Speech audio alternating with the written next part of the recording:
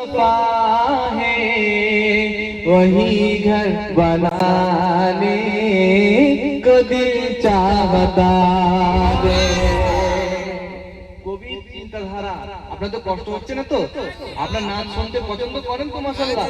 হ্যাঁ, যাই হোক, নাচ শুনতে পছন্দ করা দরকার, বা না হলে কিন্তু আবার অসুবিধা হয়ে যেতে পারে। যদি রসুলের প্রশংসনীয় কথাবার্তায় যদি শুনতে না ভালো লাগে, তাহলে কি ভালো লাগবে? হ্যাঁ, লাইলা মজনুর কাহিনী শুনবে? মজা করছি, আপনারা কিছু মনে করবেন না। যাই হোক, আমি নাচটা পরিবেশন করছি, আপনারা কষ্ট পাচ্ছেন না তো? একবার তাকবীর দেন দেখি, নারে তাকবীর, নারে তাকবীর, ওয়া নিসালে সওয়াব, নারে তাকবীর।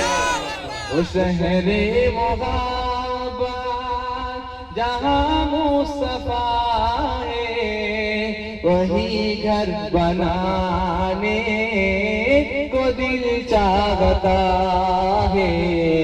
वो सोने से कंकर, वो सोने से कंकर, वो चांदी सी माटी नजर में बसाने को दिल चाहता है। जो बोले ना सुभान अल्लाह।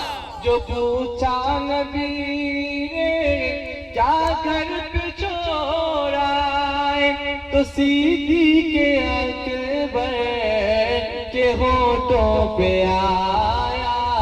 जो पूछा नबी ने क्या घर पे छोड़ा है, तो सिद्दीक़ अकबर के होठों पे आया।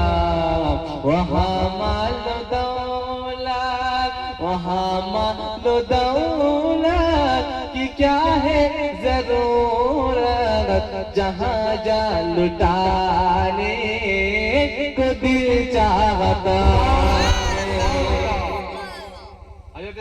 আকবর রাদিয়াল্লাহু তাআলা আনহু যখন সমস্ত রকম ওই সমস্ত ঘরের মধ্যে যা কিছু জিনিসপত্র ছিল সব কিছু নিয়ে এসে যখন আমার রাসূলুল্লাহর দরবারে যখন কুরবান করে দিলেন, তখন আমার রাসূলুল্লাহ জিজ্ঞাসা করেছিলেন, হে সিদ্দিক আকবর, আবু বকর, তুমি তোমার বাড়িতে কি রেখে এসেছো?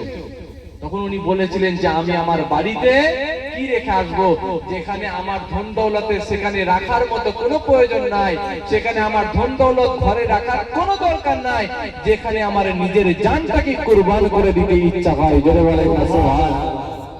যেখানে আমার নিজের জানটাকে কুরবান করে দিতে ইচ্ছা হয়, সেখানে আমি ধন দৌলত বাড়িতে রেখে এসে কি করব? ইয়া রাসূলুল্লাহ।